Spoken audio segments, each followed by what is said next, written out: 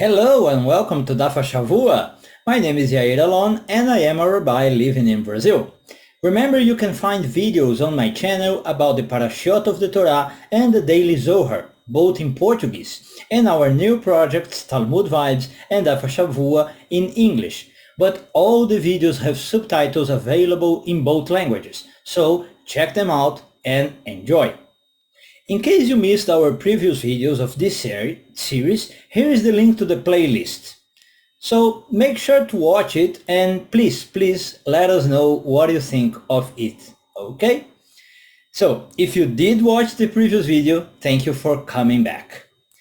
Well, for this week, I want to start discussing one detail mentioned in last week's Dapim at the end of Bava Kamma 16a. There is a very peculiar discussion about a hyena that can turn into a bat. And then from a bat, this animal can change into a hurting plant, and finally this creature can become a demon. And following it, our sages teaches us about a whole cycle of metamorphosis. It is unlikely that the sages are talking about literal transformations. We have never heard of hyenas changing into bats. The frequent mention of a period of 7 years for these changes to happen, in these changes, allow us to think that they are talking actually in terms of an allegory, using the remes from our Pardes story and not the pshat, the literal way. If we can indeed read it allegorically, maybe this teaching is an interesting reflection about continuity and transformation of life. Perhaps an allusion to reincarnation? Who knows? But it is thought-provoking to notice how the sages point out at a continuity of life. The way we can draw some kind of meaning of this curious passage is by noticing how an evil creature will continue to be an evil creature throughout its transformations, eventually becoming a demon. Maybe the sages are teaching us that if we don't do anything in the process and let life follow its cycle, when it comes to our evil deeds and damages we cause, no matter how much time passes by or things change, the evil we produce will linger there to haunt us.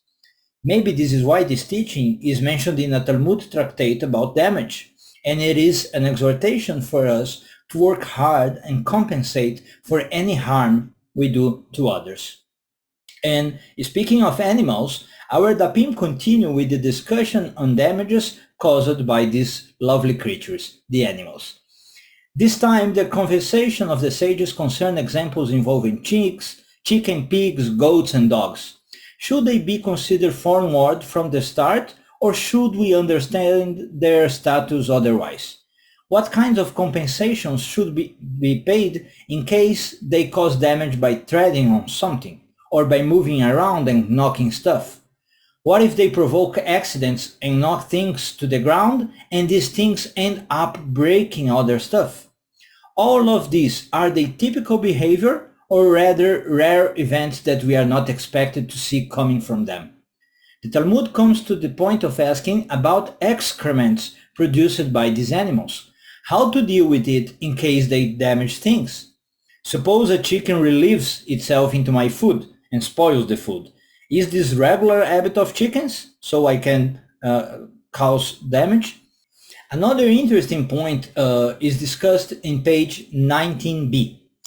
If an animal eats fruits and vegetables, is it different damage than, say, eating my clothes?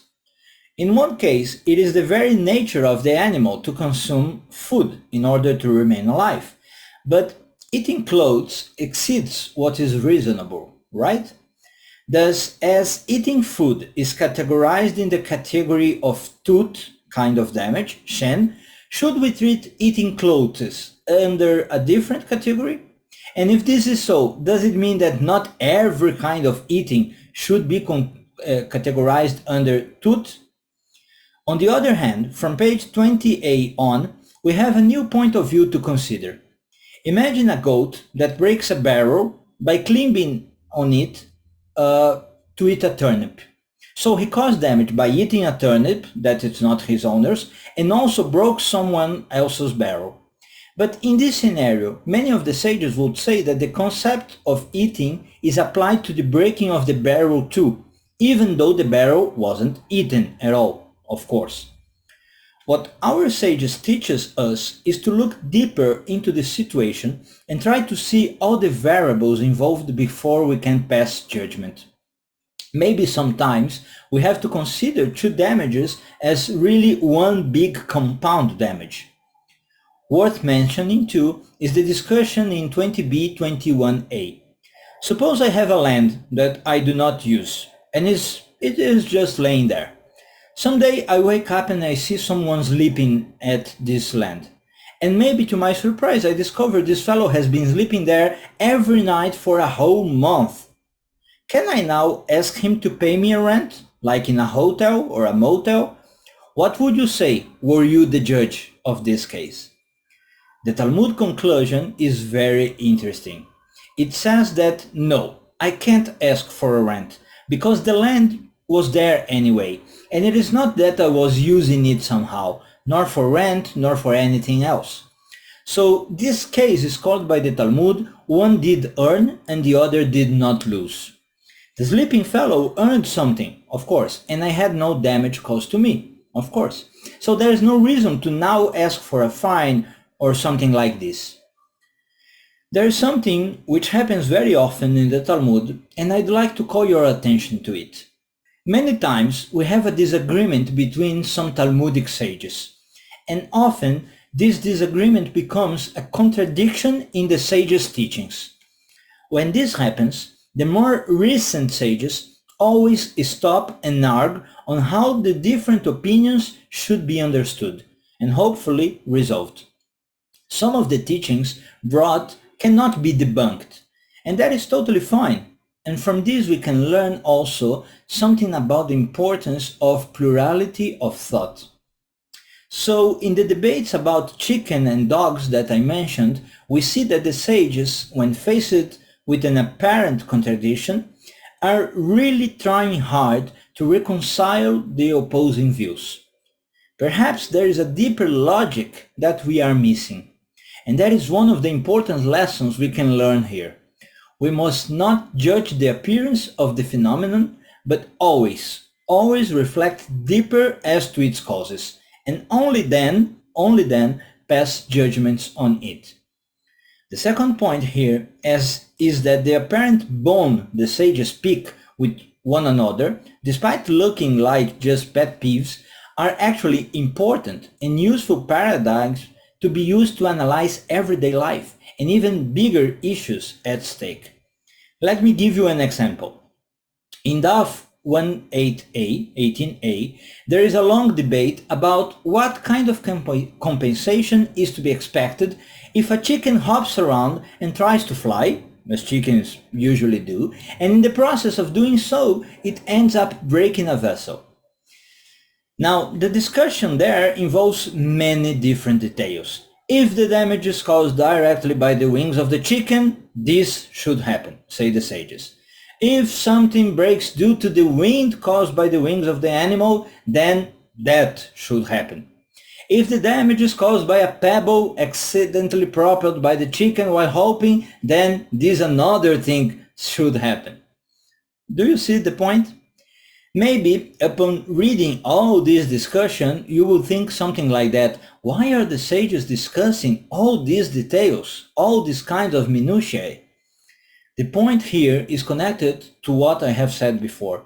We must not look at the chicken debate and believe it concerns bird rage and its different aspects. At its core, the debate is about responsibility for secondary damages caused by a primary damage. Let's say it in another way. A property of yours, let's call it source A, caused damage to something, let's say item B. But then this item B ended up causing even more damage to a third party, let's say item C. The Talmudic question is, up to what point am I responsible for all of that? My animal, item A, caused damage to item B alone. So am I responsible for item C too? Let me give you an example to make it clear. And then, of course, I'd like to know what's your opinion on the comments. So suppose my cow is walking down a road, okay, and kicks and breaks a vessel. This vessel then starts rolling, and while rolling hits another vessel and also breaks it. Am I responsible only for the first vessel my cow broke, or am I also responsible for the second vessel that was broken because the first one has rolled? Isn't this cool? Can you see that both in this case of the cow and the chicken discussion, this might shed light into the matter of how much responsibility is to be imputed in different scenarios, not at all related to chicken and vessels. We are talking about principles. This is the beauty of the Talmud. Through dialogue and study, our sages can help us to elaborate wise insights about events they didn't even have at their time, but apply to our modern lives now in the 21st century. And this is why, precisely why, we have this series of videos. By visiting the Talmud, we bring some counsel and wisdom and help into our daily practical lives every Sunday. So if you like this video, make sure to check our other projects. And please like, share, comment and subscribe to the channel. And if you feel that our video has moved you, please consider becoming a member through our Patreon or our YouTube membership club. Thank you for watching, and I wish you a fruitful week with your Torah and Talmud studies. Stay tuned, stay healthy, and until next week. Shavua Tov.